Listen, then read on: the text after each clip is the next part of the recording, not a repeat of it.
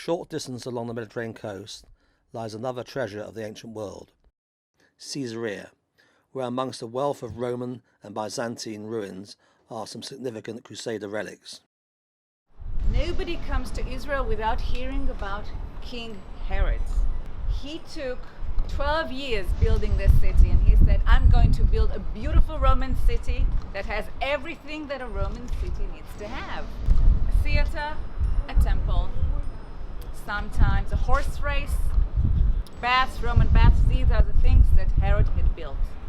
When he had completed building this beautiful city, he named it Caesarea after August Caesar, who had just come to power. In 1101, the Crusader Frankish army under King Baldwin I conquered Caesarea, and Caesarea became the seat of an archbishop, and Franks, Eastern Christians and Muslims settled here.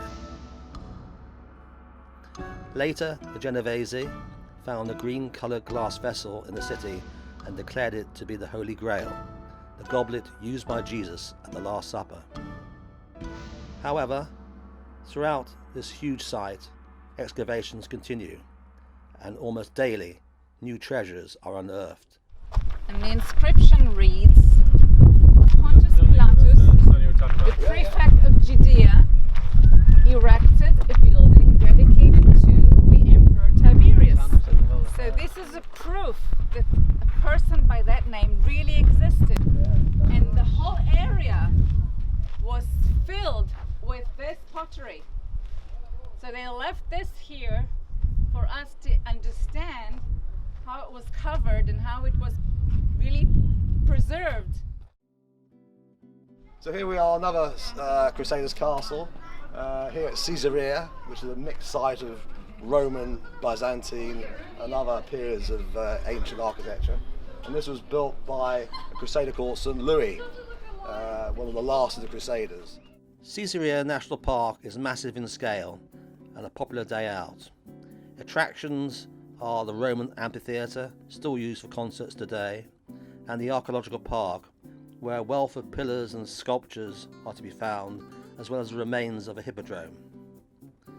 The old port area abounds with character, and here there are boutique shops and choices of places to eat, whilst taking in this most pleasant of settings.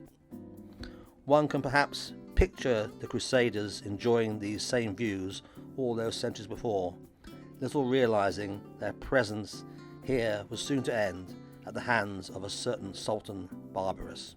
And what they did was they just scaled the walls. Oh, right. Yeah, they climbed into the moat, out of the moat, scaled the walls, and they circled the fortified gate, and they opened the town gate from the inside.